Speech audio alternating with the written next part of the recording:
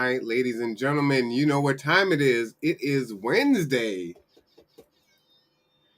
Hit the horn. I think a lot of us need the horn. It's hump day. It is 1 p.m. in Kitsap County. It is 70 degrees.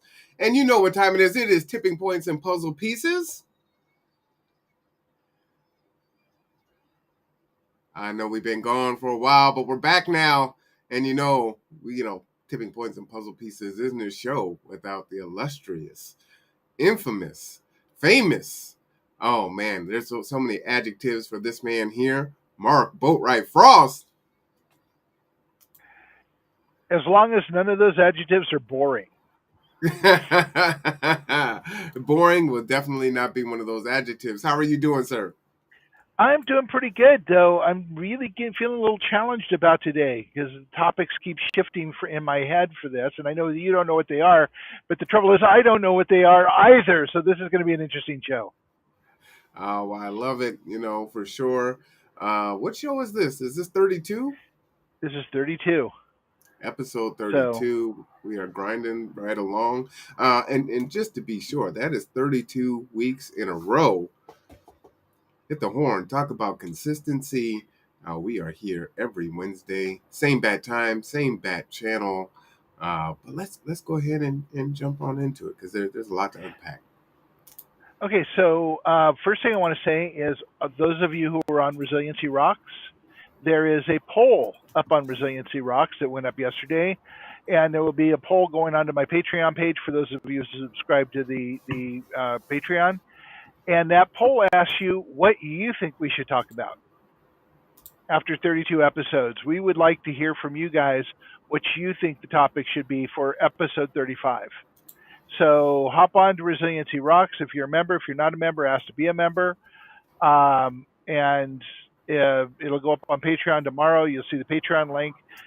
Go there and fill out the poll there and tell us what you think the topic should be for episode 35 coming up. Because as you know, every 5 episodes we have a big topic, and this time you get to choose the big topic. All right, so that's Resiliency Rocks here. Do check it out because Mark is quite active on this page, putting up a lot of good information, stimulating conversation at the same time. So do check it out for sure. All right, go ahead there, Mark. All right, and so I sent Marwan a picture that I think is going to inform where we go today. So Marwan, why don't you pop that picture up? Here it goes.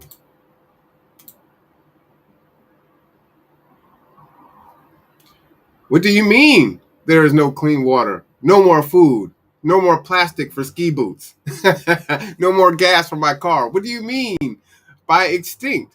What? Why didn't someone tell me? You know, we get this all the time, and actually, the name of this episode is supposed to be "Show You" or "Show Me," and that means that Marwan and I are acting like people from Missouri right now. And so, what I originally conceived about this is talking about the traps. What we're doing is changing a paradigm. And when somebody comes up to me and says, "Well, show me what you've got, show me what you've done," and I said, "Well, we're changing a paradigm. It isn't. We aren't there yet, so we can't show you how to successfully do it until we get there." But they want to see it beforehand, and it's kind of a trap of our culture. We seem to want societally to have something done before it gets done, and this is a mindset that we seem to have. And that was the original idea of talking about this. But I've been in conversation with several people who have significant issues from homelessness to addiction to poverty that are trying to pull themselves up by their bootstraps. And we have the same conversation over and over, and they're just going, why is it so hard? I mean, we can't find housing. We can't reliably get food. We can't, we go through all of the systems we can to get help. The jobs don't pay enough, and right now we can't get jobs. We talked to some folks at the Island Fest and learned about the traps that happen if you have been incarcerated, and the fees you have to pay, the fines you have to continue to pay back before you get your rights back. And so hopefully very soon we will have a gentleman named Corey Wassler on to talk about those issues. But how do you show somebody a future that is more human when we're living in a system that is so full of inequality and so inhuman? How do you get them to see? How do you what can you show them that will engage them? It sounds like a trap to me. They want to see it before it's there, so they won't participate in the change to get us there. I You have smile a word on because this? that's the story of my life. Yeah, I feel like, when I have conversations with folks, right? I come from Seattle. You come from Silicon Valley, right? And uh, for me, the lore of Kitsap was it's slow. When I got here, I would, forget my wallet in the car and the doors unlocked. I don't do that now, but when I first got here, I did, and I felt like, and I still feel that way. Like Kitsap County is like a decade behind, right? And you know you you envision these things for folks, and they can't imagine it in their minds. And so it's really a field of dreams type situation. If you build it, they will come. And even then, sometimes you have to pull them and say, hey, look, this is working, come on over. And so that's really, to me, that's the answer. And that's where I have found success working in this county, is not saying, hey, everyone, I got this great idea. What do you think about this? Why don't we try this way? It's like, well, you know what? You go ahead and do it, and if it works, then we'll come on and we'll support it. And that's what I think people are seeing here. And I don't want to yeah, pick on Kitsap, but I think a lot of people are having that apathy. yeah. But it's not only Kitsap, because I talk to people in a lot of different places, and the attitude's exactly the same. Well, show us what Mhm. the world's going to look like. I said, have you ever read science fiction? They do a great job of painting what the world can look like if it's really bad, or painting what the world can look. Actually, very few of them do paint the world as being good. As we've talked, Gene Roddenberry is one of the few that painted a brighter future. But you know, no one's going to show you what you can do. But here's the trouble, folks. Here's the giant issue. Here's the wrench in the works. We can't do it without you, Hmm. because if we do it without you, it'll be a world designed by Marwan and me, and I don't Would think that be so anybody wants bad? that. Would that be so bad? As he No, goes wait a through it so minute. bad, I said nobody wants that. Now wait a minute. Now that sounds like a pretty good idea. No, no. You're right. You're right. And my thought was, and I felt just like that, right? I was the type of person that would say, why is this way, and why people don't do this, and why does the government operate that way? And it really just got to the point where it's like, you know what, I can talk about it, or I can make a change, and I might not change everything, but I can change my immediate circle, right? And through that, I've been able to impact, family and friends, acquaintances, and then just kind of expand out, right? And so, that my career has mirrored that, working as a contractor for the military twice, teaching at the college, running these, nonprofits and businesses. And so my circle has been able to expand and affect other people's lives, I believe, for the better, and give folks hope, right? Kitsap Strong and other organizations use a hope survey, which is a really big deal, right? Do you feel hopeful that where you are now isn't where you're going to be? That things can change, and so that I think that's a very impactful. Yeah, and one of the things that drives me a little crazy, and I think actually maybe creates the issue. By the way, thank you very much, Michael. Um, oh, you were talking about Marwan. Okay, got it. Um, and I think one of the things that creates part of the issue is the dilution of of uh, of hope, of of useful tools. Um, as many of you may know, if not, I'll state it right here. What resilient ecosystems is, and therefore the Kitsap Resiliency Project, from that is a toolbox. It is a plan, it is a methodology, it is education, it is the way to get to the point we're talking about in the future where we have more human world, but it requires people engaging in that process. So it was Monday night. My partner Terry comes in, and she hears me cussing up a blue storm, and she comes walking in and said, what?" And I said, "I got sucker punched again."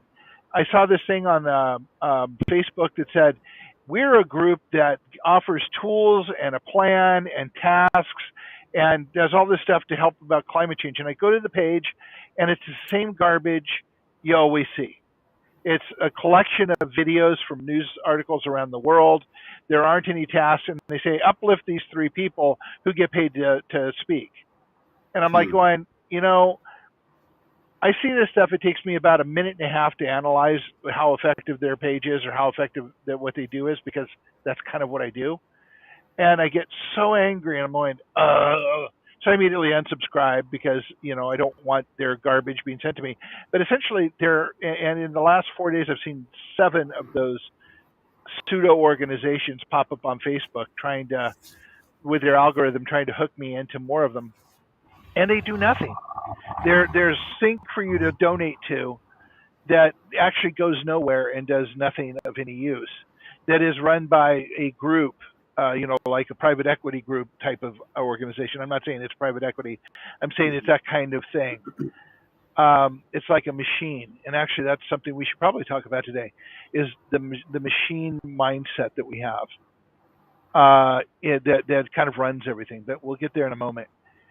But I look at this and I think, people are signing and clicking on this and going out and donating to these people and watching the videos and maybe uplifting these people, or they're just burnt out. They took a look at it and they go away from it.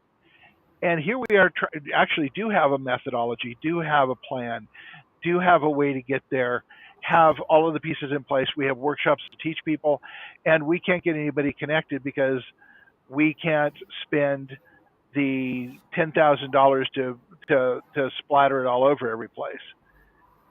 And we don't want to splatter it everywhere. We want to work in Kitsap County right now. We want to focus here.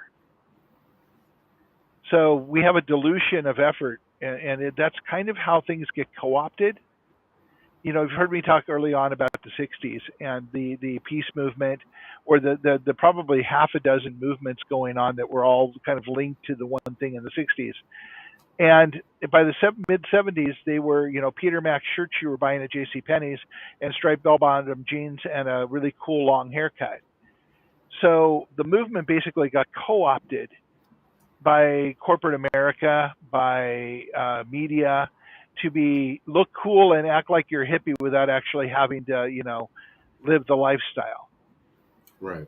And so the dilution is part of that co-opting, and that's why I get so angry when I see it. But it also, the good news from that, it also means that what we're doing and the message we're sending is working, because there's a perceived threat and they're diluting it. Well, what I would say to you is I would give you your words back to you that you've given to me, which I think are very helpful, right? When way back when we were doing workshops out in Port Orchard last fall and winter, we were talking about, you were explaining, the tipping point and talking about the 20% to really make a change. And so, I've really kind of taken that to heart. And why that's important to me and what I see manifesting in resilient ecosystems is it's hard to find that 20%, but when you find the Michaels and the Martitas and the Terrys, that is building that 20%, and they're not fair weather advocators, right? Fair weather agitators. They're folks that they understand it. They're not going to be co-opted by the bright lights and the bells and whistles. They know what the fight is. They understand it, and they're in it for the long haul. And so in that, I'm very encouraged by that. That's one of the Yep. things that keeps me going. So I appreciate your words there last year. So I give them back No, to you, thank sir. you. And occasionally we have to do that. We have to give our words Yeah, back to each other because we there's no one is 100% all of the time. And in Miguel Ruiz's words, always do your best, but understand your best isn't always the same. there you If you're go. hitting the horn, if you're hitting the horn, I'm not hearing it. So, I know Rob sent me a text and said my system is the aren't working, the sound effects. I apologize. okay, well, so we'll go woot woot. There's your horn. Facts. Yeah. So, let's talk about the machine because I've been actually working on writing about the machine and I'm struggling a little bit with it. So let's talk it through and see if we can get there. Um, All right. you know, we we we we have a world in which conspiracy theories are out there and people embrace these theories that someone is doing something to horrible and controlling all of us and all of this. A matter of fact, there was a news article come out about a guy who killed his wife and daughter, and one daughter escaped from the house, the other one was somewhere else because he believed in QAnon, and they had an argument, and he shot them. And the people are buying into the conspiracy theories. So I want to give something to think about with conspiracy theories. Um, I don't tend to think of our government as politicians, and I don't tend to think of corporations as people because they really aren't. They're machines. They move and flow and do their job and grind along and sometimes grind people up along the way um, because that's how they're programmed to work. There's nobody in charge making things horrible for everybody. There are certain small things that happen that are either good or bad, but generally the machines are going to run. And in corporations, the machines run, but nobody's really in charge of them. They're just doing what they do. And I will tell you from having worked in several of them that even the CEO isn't in charge of anything but making decisions on how to manipulate the stock prices. Hmm. The vice presidents are all maneuvering to get a better seat at the table and get better stock prices. I mean, it's really not about product. It's really not about certainly not about the customer.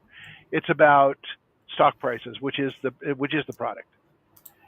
So when you think of things as a machine, it's really not anyone to blame about it. It's not a conspiracy. And just to blow that completely out of the water, do you know anybody smart enough to run a conspiracy of the level that you think is being run? And so by smart enough, I mean able to manage all of the moving parts. See, I think that's the trick of it all. It's not one person. It's the machine, like you said. Once you get the Yeah, machine going, and you wind it up far enough, you can stop because the machine is just going to keep on going. It's like a ripple in the water, right? You drop exactly that pebble so. in the pond, and it just keeps echoing out. Michael says, but all machines get their programming from somewhere at some time. That's just what I was saying. Oh, Michael, bless you. Thank you for that lead in. I can't tell you how that warms my heart. Yes. So let's talk about programming the machine.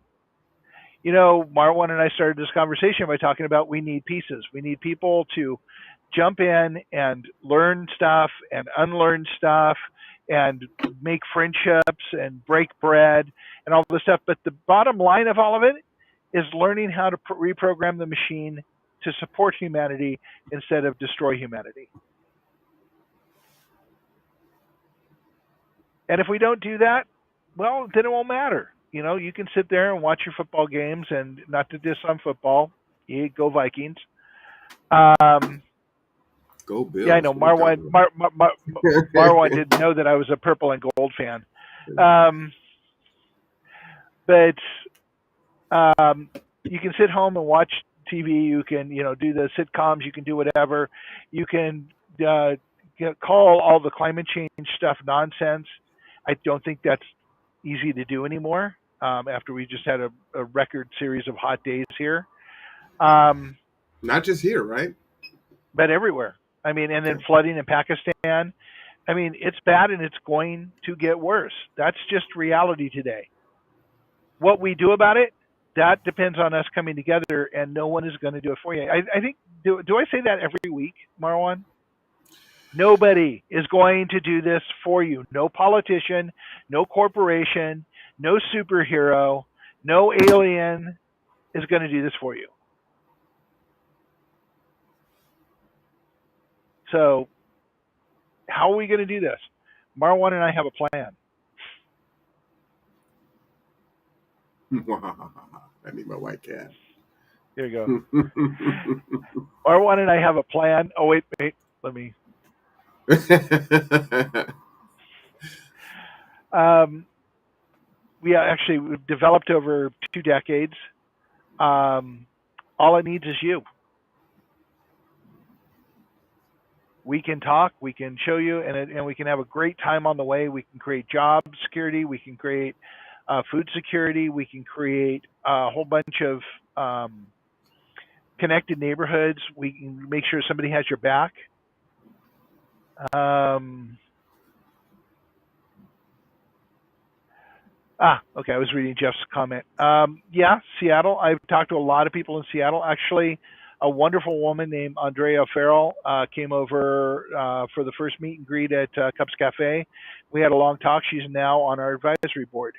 She writes several articles about climate. She's a gardener and an activist and has been for years. And I really appreciate her input.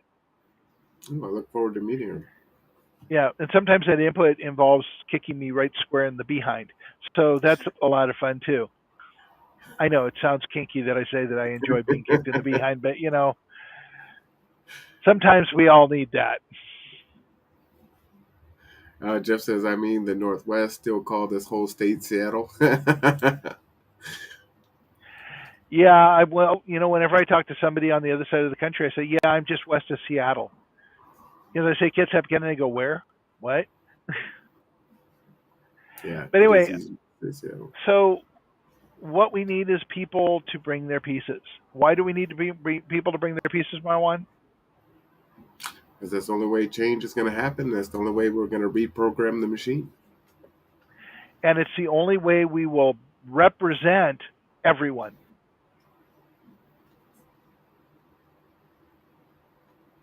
Okay. Um, So let me read it for those that are like, so if you yeah. see a quote, make sure you read it out, Mark. We will Yeah. all, will we let all the climate refugees join us here, though? Well, um, different conversation, Jeff, and I think that you should go to Resiliency Rocks and put that in as a topic that we should be talking about on episode 35. But right now, we're going to be talking about the puzzle pieces. Well, I say jump in there just for a hot second. Just dip a toe in. Okay. Okay. So climate refugees are going to happen all over the world, but there's also going to be a lot of death. So let's go back to that hockey stick analogy I gave a couple of weeks ago. In 1960, there were 2.6 billion people on this planet. Now there are almost 9. So climate refugees, resource usage, all of that is a very long conversation about what we're going to do as it continues to get worse. Before we do that, I would like to talk about what we're going to do to try and make it better. And that conversation will happen at the same time, but I want to stay focused on people bringing their pieces of the puzzle so that we can start addressing those issues as we're building the puzzle, because it's absolutely a piece of the puzzle that needs to be there. Did you Right. lose your mic? Oh, no, you're back. Okay. But climate is going to continue to get worse. We've passed the tipping point. There was an article a couple of weeks ago saying ocean water is going to rise. We've passed the tipping point. And it sounds like 10 inches, but 10 inches doesn't equate to 10 inches. It equates to miles inland in a lot of places. So yeah, the world's horrible, and the only way to fix it is to essentially reprogram the machine, and that has Do to you be. believe do Oh, you believe, go ahead. Mark, that, we're already taking in quite a few climate refugees already? Well, I can count myself as one. I left California to come up here, one because it was beautiful and slower, much like you, but two because it was getting hotter and hotter, and I don't do well in heat. I don't want to live in a place where it's 110 all the time.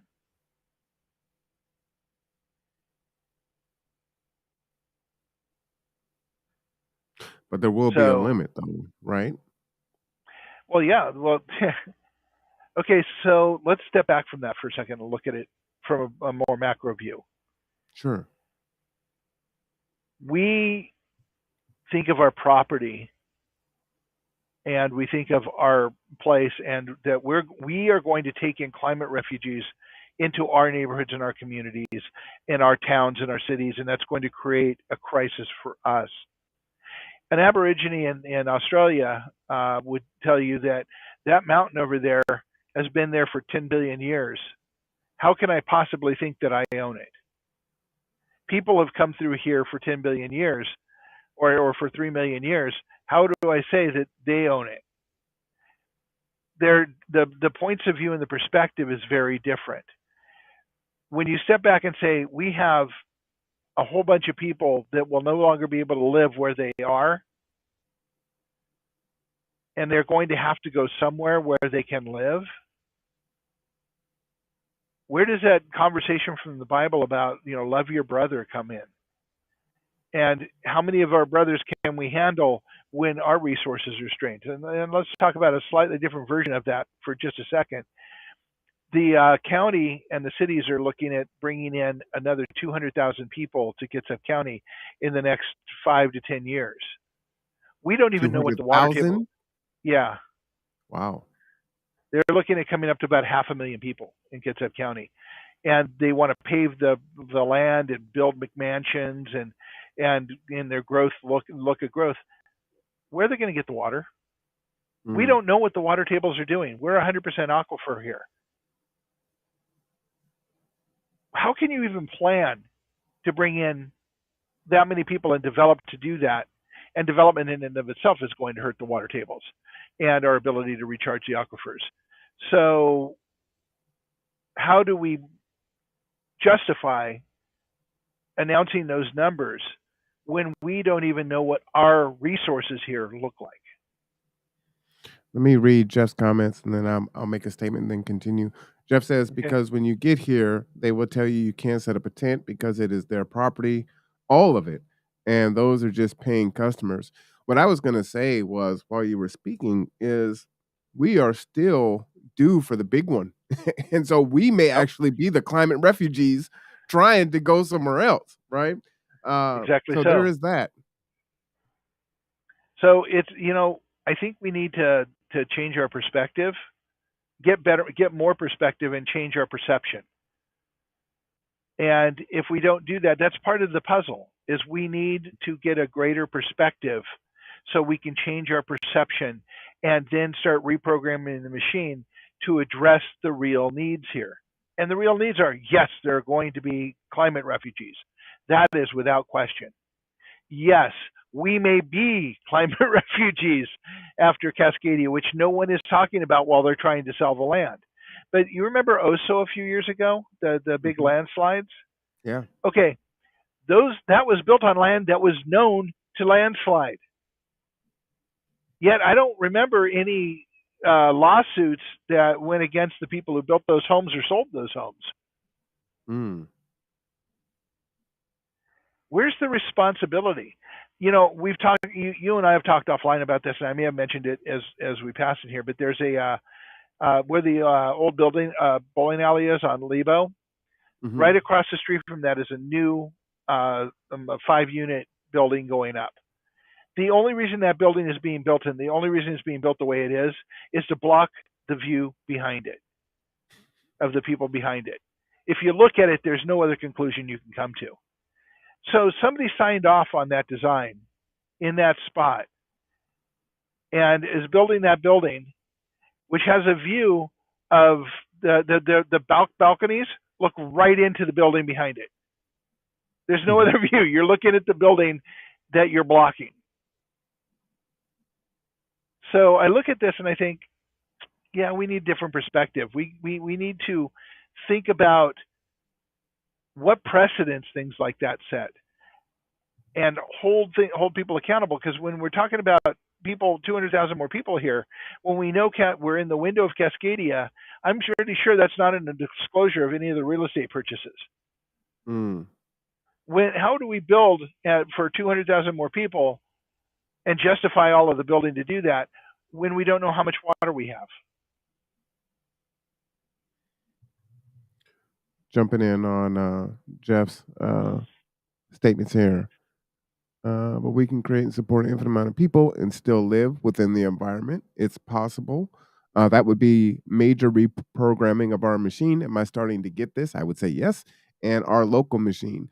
And one of the things that I want to give a big shout out to Mark for is the model that he has created through resilient ecosystems is not it's unique to every community and every neighborhood. So this is scalable everywhere, right? So if like let's say like is it Oslo, Oso, Washington? Oso. Also Washington, right? So if you are building community and you are building resiliency, then when you have an also, then folks can come over here and we're ready to accept and support, right? If Hmm. something happens here with Cascadia Rising and we need to migrate to Oregon or somewhere else, folks can take the blueprint from resilient ecosystems and build that resiliency there, right? So the thing is we live here in Kitsap County, so we're building here, but this is scalable anywhere. And so, folks can take this on and start to do the work. It's one of the reasons why we do the community barbecues, right? Is to try to show folks, hey, you know what? Hey, COVID made it really tough. We all isolated because that's what they told us to do. And it made it really hard to come back. And during that time, with all the politics and all the division, it made it even harder for us to come back and want to trust and have these conversations and build and get to know our neighbors and begin to solve these issues uh, ourselves, right? Together. Take the power into our own hands, right? Our locus of control. And so I think this is a really powerful apparatus that can be used to really change what's happening. And man, we should have been doing this 35 years ago, but we got to start somewhere. Jeff says, I don't agree with limiting population growth, but we can agree to differ on that. Thank you for the combo. Bremerton makes the community barbecue really tough. As he, yes, all facts. And I think Jeff, what it is I'm not saying anything about limiting population. Uh, Neither am I. well, what I'm saying is we have to find ways to come together and solve these issues ourselves. And it really means us doing the work. And that's one of the things. And I'm gonna just digress a little bit. Let me go into a rabbit hole and I'll come back out. When it comes to ML King, right? I've been doing some work down there from the inception of G2. And, along the way, COVID comes and Bailey and Food Not Bombs and New Day and all these other folks, the prayer walkers, all these other people are coming down to try to help and support.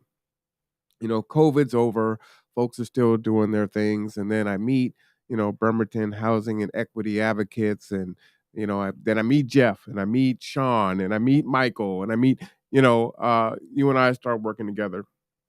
I meet Joe, and all of these folks have different ideas on how to get it done, right?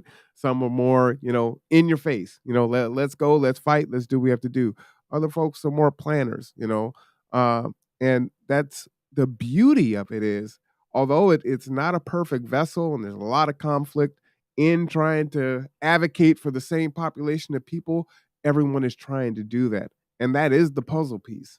And so, extending that grace is just an important thing because we're actually all on the same side. And so I can sit out or aside and look at the different circles of what's happening, and this person wants to do it this way, and they feel more energized to do it that way. And it's like, you know what, there has to be a space for everyone to do it how they do it, and there's a way to do it, right? And it's just, Mhm. just keep the words, the dialogue open, keep the lines of communication open, and let people, go and do what's to their strength, right? Because that's where their passion is. That's how they're going to be activated. So it's like, some folks are like, man, I can't do the meetings. The meetings are just they're too long. I need to physically do something. And it's like, all right, how can we encourage them to physically do And something? And sometimes when folks might leave out of a group, group members in and out might feel some kind of way about it. It's like, no, no, no, no. Don't feel some kind of way about it. They're still trying to do the work, but they just need to do it this way. So we can still find ways to support that. For that, again, I'm so encouraged by that because there's so many folks that I've met that I've never seen before that are like, man, they're all in on this. And it's just fantastic. So I digress. Let me come back out of the rabbit hole. well, actually, you don't because you're talking about the puzzle pieces.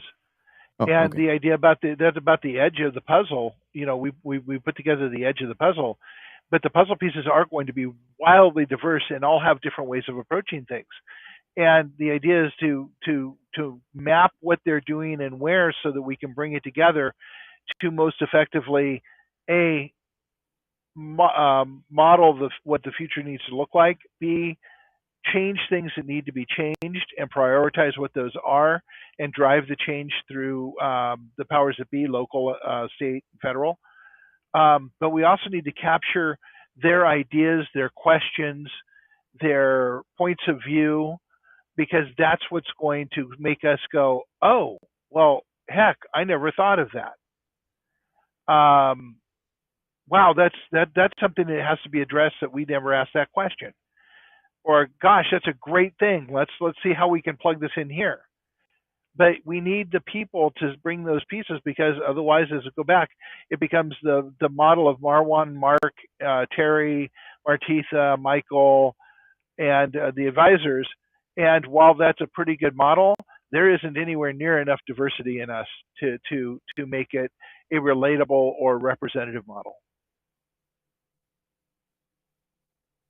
I like it. So, so you were actually saying that just differently, which is okay. It's usually how it goes, right? Yep.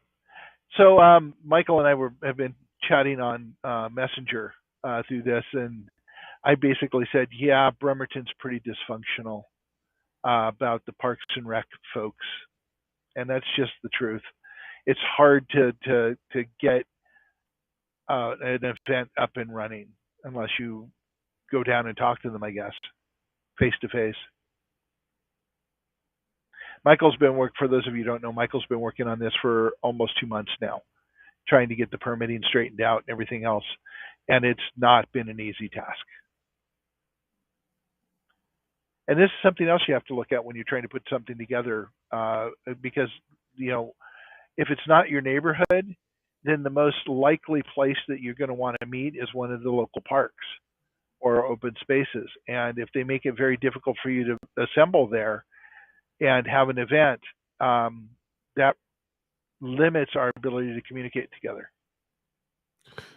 Well, And and I think everyone's that's spread where out on Zoom. change needs to happen, right? Yeah. That's where the change needs to happen. That's where the puzzle pieces, whether it's pushing city council and the mayor, or becoming city council or the mayor, and making those changes. And it's like, yes, we can understand safety and protocol and things of that nature, but sometimes, you know, these things They're are, an are excuse. so mired in bureaucracy and red tape that it is such a hindrance to the greater good, right? So it's like, okay, what is the permit, like $100 or something like that for the park? I think Michael said something like $54, but I'm not 54 sure. bucks. And while Yeah. that's not a, huge amount, at the same time, it's like, well, so what is the purpose? The purpose is to feed the community. So why charge? Marwan's running for mayor. uh, um, if that's for the greater good, why make that a roadblock when you are feeding folks. You know what I'm saying? So those are the things where spirit and letter of the law and intent.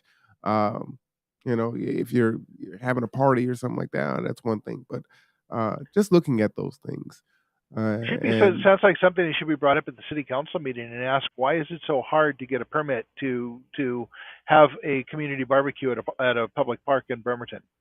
I think we've got some of our next ideas for our 3 minutes. Come on in, you good? Yep. Got some nice slippers there for you if you would like to. Yeah, I think that's Yeah. good. So Jeff I says think maybe it's Mayor time to Marwan. clear the policy books a little, free the food trucks, free the Yeah. community in our community, but yes, safety. Then food permits, fees, etc. Absolutely. Yeah, and it's just it's incredibly hard, and it's just dysfunctional. And nope, I'm actually going to keep my mouth shut for once. Um, but it is extraordinarily relevant that it is more dysfunctional now than it was 4 years ago. And that's as political as I'm getting on this. Well, for now, you haven't put your Yeah. foot in it yet, so we know it's Well, coming. you know, And you've made it I 44 minutes so far. yeah, I can't actually allow myself to have a political opinion because I run a 501c3. So that's a big no-no. And it took me 6 months to get the thing, so I'm not going to give it up. Well, there is some nuance to that, right? There is, Yeah. you know, being political when you are representing your organization, but you as the individual, right? So if you need to take off your resilient ecosystem founder hat, then do so. I think on these shows I probably won't do that. But if you guys want to hear my opinion sometime, offer to buy me a beer at the Cloverleaf, and I'll be happy to share. Um, so one of the things, since it's 44 minutes in, one thing I wanted to point out is this Saturday is one of the meet and greet Saturdays down at Cups Cafe on Pacific Avenue and 4th in Bremerton. So please come on down and have a cup of coffee with us. We will be there from 10 until noon. So, hey Shay. Um, so join us for coffee, and if I got to see some of you guys at the 9/11 Memorial, thank you for showing up. Had some great conversations there. Matter of fact, I had so many good conversations at that event that I lost my voice for a day. So, looking forward to meet more of you, and we would love to have you share and ask your friends to start watching Tipping Points and Puzzle Pieces. So, and since my co-host has gone away, maybe I should start tap dancing. Nobody wants to see that. Good. Hey, I need to turn the volume up slightly. Yeah. Can you hear me now? Ah, now I can. Yep, there you Hey, are. how you doing today? Good. Yourself? I'm doing Um, well. I'm very blessed. so why don't you take a moment and tell people what you do for a living? Um, we're gonna have to sidebar that part of the conversation Okay. and move to something else. I'm not at liberty currently to discuss Okay. um my Okay. current activities. Yes. Okay. But I'm a community volunteer. I believe in community. I believe in our children. I believe in resiliency. I believe in accountability and responsibility. Um, I believe in trust and honesty in community. And I'm thankful for the community partners that I have access to. There's an amazing network here in Kitsap of folks who are just doing the work. It's a true blessing for me is that I have people in community that I see the work that they're doing, and it's easy for me to pull up and just say, "Hey, what do you need done?" tell me what to do. You have me for this time. Then I nudge somebody, hey, tell your wife I'm here. Whatever she wants me to do, I will do. Right. And so I'm thankful for years ago with Gather Together, Grow Together. We were at a location and we were actually down at the Norm Dix building. And we were talking about, how do we feel about the community and how do we interact with the community? And I was then it kind of came out that I'm the one of the heartbeats of the community, right? And so with a heartbeat, we know how one cell goes out. It gathers what it needs in the heart, goes out, does its work in the body through multiple systems, right? And then comes back in, gets re-powered up, connects back with the heart, and then goes back out. And I that's how I view myself as a community member, is that I want to be in conversation about what's going on, what help is needed, how things actually happen, and then come up with strategies, go out and try those strategies, and navigate them in multiple different ways so that when I come back to that same community partner or to that same conversation, then we have all the tools to have a deeper conversation, right? Gather ourselves, become greater, and then go back out and try to do the work again. And so it's the heartbeat of the community and how blood necessarily needs to circulate, even down to the tips of your toes, right? And so we never know exactly what our body needs, but thankfully for homeostasis, our bodies do that thing. Like I would be crazy if I had to remember to breathe or my heart to beat. I'd probably been drop dead, right? So, those are just some things that I know that I feel and that I do in community. I live in this community. I've raised both of my children in this community. So I feel very grounded and networked and loved and supported in this community, and I'm very thankful for that. Thank you for that because you just explained the puzzle piece. You said a puzzle piece? You explained the puzzle piece to people Yeah. Yep. Yep. about going out and doing and working, connecting, doing the programming, learning, coming back, getting recharged, going out again, Hmm. and having the support of others around you who are working on the community as well. I like how you said that because even in conversation, we talk about the puzzle, and when people don't know what their next steps are, I ask them, "Are you the missing puzzle piece?" Because you Yeah, might just fit in and just be able to come right along with the work. Especially, how a puzzle piece is like it doesn't look like it goes there, but then when you press it down and all the curves and the corners meet up, right? Sometimes we don't realize and know that. And so that's why I love being in communication with people. I could talk to a stranger. Sometimes I feel like I got information stamped on my forehead. I'm thankful when it's little people and older people that see that in me. Like they trust that I'm going to answer their question. They trust that I'm going to smile. And whether it's just talking in general or just because I'm a sociologist, trying to be in tune with people and trying to be understanding, I think that leads to a lot of great experiences. And I'm thankful to be in a small city with big dreams, because that is a whole song, one of our young local artists. Small city, big dreams. We're a small city, but we have a lot of big dreams and we have a lot of big aspirations. And I'm excited to always be connected enough to be a part of those things. Yeah. so I'm going to ask you directly. What are you doing at 10 o'clock on Saturday morning? Ooh, 10 o'clock on Saturday morning. I'm not sure. Can I buy My you a cup of schedule coffee?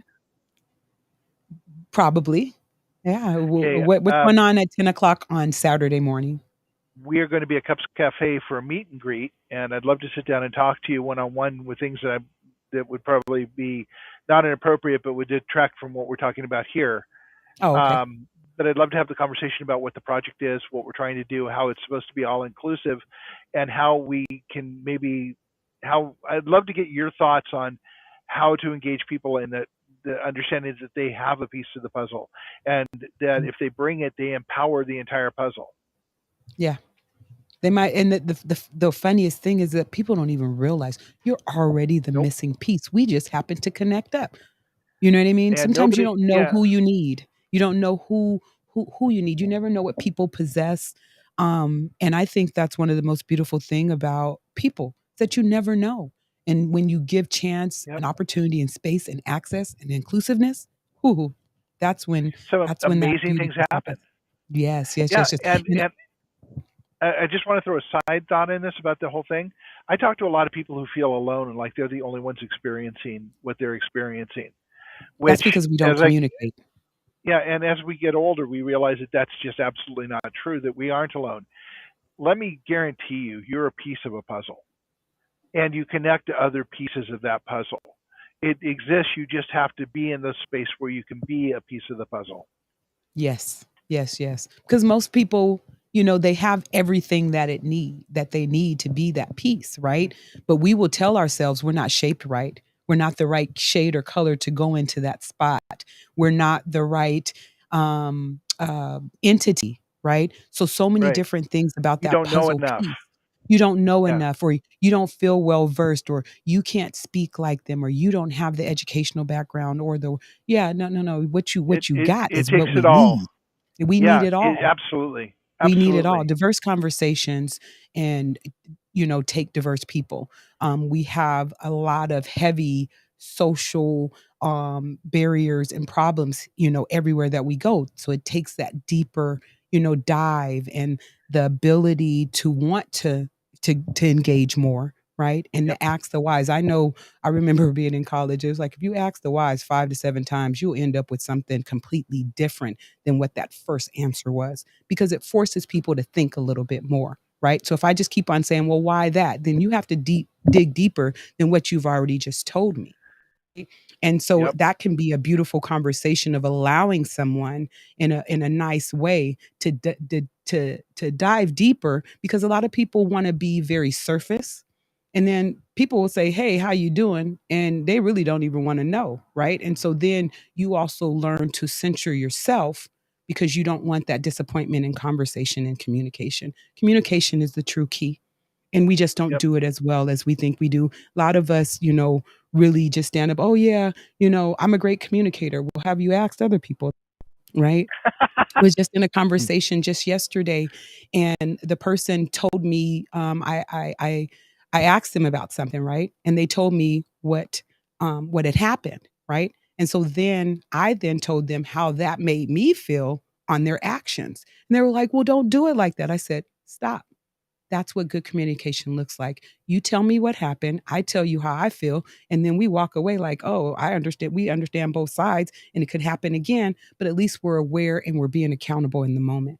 Right? Anytime you discount somebody's feelings and they have to walk away with them, believe you me, when they walk back up, they still have those same feelings. We just bury them away, right? And then we end up unpacking them on Christmas or Valentine's Day, and we know where we're open, because those are, on your birthday, those are times we get presents, right? As adults. But no, just Yeah. think about The that. presents you We don't pack want to stuff. get. Exactly. And you never know what you're packing up, and making available for a later time. And we call that, self-care. And we call that, being in the moment, and staying, within the moment, and not allowing ourselves to get upset, or to distract from maybe what was going on. Well, if you're in that position, then your mindfulness, and the mindfulness that everyone should be having, then you should be a part of that, as and including your feelings, right? Including your thoughts. We can't just and a lot of times we just want parts of people, right? Mhm.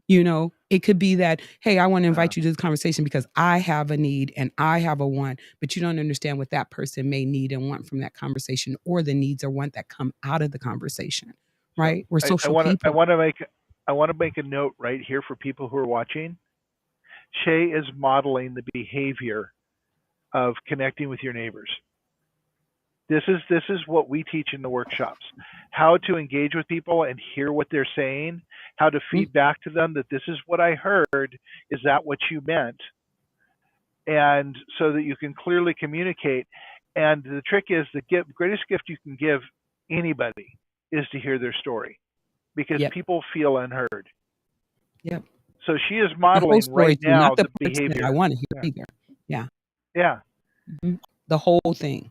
not just parts of it. And so we have to remember when we invite people into community and into conversations that they're, most of them are not bringing their whole selves, and even the fragmented parts that they're bringing are still damaged.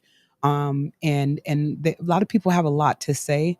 And the way that they may tell their story is not as easy for us to hear or to accept. And some stories are long and drawn out, but we don't even understand why that is, right? So, of course, I'm an African American woman, and no matter what, I still have culture, and I have History. heritage, right? And so, even me telling a story, sometimes I have to go into detail, else I don't feel like I'm telling the complete truth. And so we were taught that storytellers are how we kept our history, and how we're able to share, just every day, right? So if I take 10 minutes to tell a story that somebody else might take 2 to 3 minutes, well, those other 7 minutes, I might have ticked, a few people off and they've checked out, right? And they're not even listening. But you just disvalued that whole person's experience because the details, not what you want to extract. The details are what mean the most to them. And sometimes, even when you go in, not, I'm not even going to say sometimes, I'm going to take it back. I'm a sociologist. When you have to retell your story and live in your own truth, you still have to relive those. So you even digress a little bit back into some of those feelings just to be able to tell the complete story, right? And then I finish telling my story, and then now I'm hearing this trauma response again. You know what I mean? And so we have to take into consideration, that there are a lot of people that have stories to tell that are really, really rough. And are you there for the whole thing? Are you there just to invite them in to get what you want? Are you there to debrief with them and say, hey, are you good? How can I help you process what you just told me? Because that still has to be traumatizing. And if we pay attention to body language, a lot of times we see those those things that people closing themselves off, or they're getting to a point to where they're nervous or they're feeling the discomfort, but they're still, in that role. And how many people in conversation, and I'm including, anybody who's listening, how many times have you allowed somebody to tell you something traumatic and then you help them to get maybe almost back to where they were before the conversation started? Because mentally they're not, right? And do you do that? And Is that a yeah, care point for you? And those yeah, are the type of Shay. things that I wonder about. Yeah, we have 2 minutes left, so I want to say I wanted to invite you back next week to continue this conversation because I think it's extraordinarily useful. I will Are you definitely going to be come back. My okay? my goal is to meet with you on Saturday. I cannot make any promises, but that Okay. cup of coffee, should I want Yep. that cup of coffee to be available, and let's have a conversation. I look forward to Absolutely. partnering with you and having deeper conversations. Thank you. Excellent. I look forward to it. Thank you. Um, so I just wanted to applaud Shay because that was a very vital piece, and she modeled it better than I could have ever hoped to, and certainly better than Marwan and I have been able to do to this point. Um, Hey, but I'm pretty good. Speak hearing, for yourself. so building relationship requires getting your hands dirty. It requires connecting with other people and listening without an agenda. And that's something you have to learn how to do because we aren't trained to do it. We are trained to do exactly the opposite, And so, our model is simple, but it's not easy. And we have been trained against connecting and to not connect, to not listen, to not build, to not peel the onion down to find out what's underneath it. Which is why, again, we require for the workshops we require you to read Miguel Ruiz's The Four Agreements, and we require you to read Ishmael because those two things give you the perspective to have these conversations. And I guess that's my last word, Marwan, because we're at the hour. Yep, we are at the hour. I just wanted to catch folks in the chat. Jeff says, or maybe we could put together a guide to gathering together legally in Bremerton for Dummies. He also says, make it Monica's and you're in. I can walk there. Ha. And I love the puzzle piece metaphor. So again, this is what it looks like. This is the work. Uh, you do have a puzzle piece. We do. We'd love for you to join us. I believe, where is this place at? 4th and Pacific in Bremerton from 10 to Cups 12. Cafe. Yep. It's I've never right been next there. to. So, Yeah, right. Yeah, you've been there. We filmed a couple things there. It's the one with the oh, couches in the Hot back. Java. No, it was Hot Java. It's now Cups Cafe. See, I only remember it as Hot Java. So, and I believe is Emily Randall joining us on that day. She's she's going to swing by about 11 o'clock, Okay, if she can. If she can, I want to give a caveat because she's a very busy person trying to get reelected. So, but her campaign manager has it in her calendar. good. All right. So again, we can make it standing room only. I'm sure they would love that. But we look So forward to seeing you Saturday. Do make sure it's been scrolling the whole time, but the Pancake Breakfast is every fourth Wednesday, 11 a.m. September 28th at New Horizon Ministries, 4040 Wheaton Way, Suite 203. And then the neighborhood barbecue is that Saturday, which is 24th. September 24th at Yeah, 4 previous p.m. Saturday. Is that correct? Yeah. Or 2 p.m.? No, 12. It's at 12. 12 p.m. 12 p.m. Yep. So next week we'll have more details up, and I'm sure Mark will put that up on the website and the Facebook pages, so you have access Already to is. that too. I don't think our music is playing today. Let's see if you can hear this applause. You Yeah, hearing got that? that one. Yeah, can hear All that right, one. good. So couple horns there. Looks like the system is back up. We're 3 minutes over, but for Mark and Shaylin, since she is here with us, everyone in the chat, Michael says 11:30 to 3:30. They changed the times on me. It's all good. I am Marwan Cameron. This is Tipping Points and Puzzle Pieces. You are watching the Conduit Network. Thank you, everyone. We'll be back here in 56 minutes with the Bremerton Housing, KCR, and maybe the county. So tune in, and we will see you soon. Get a bite to eat, get a snack, use the bathroom. See you in a minute.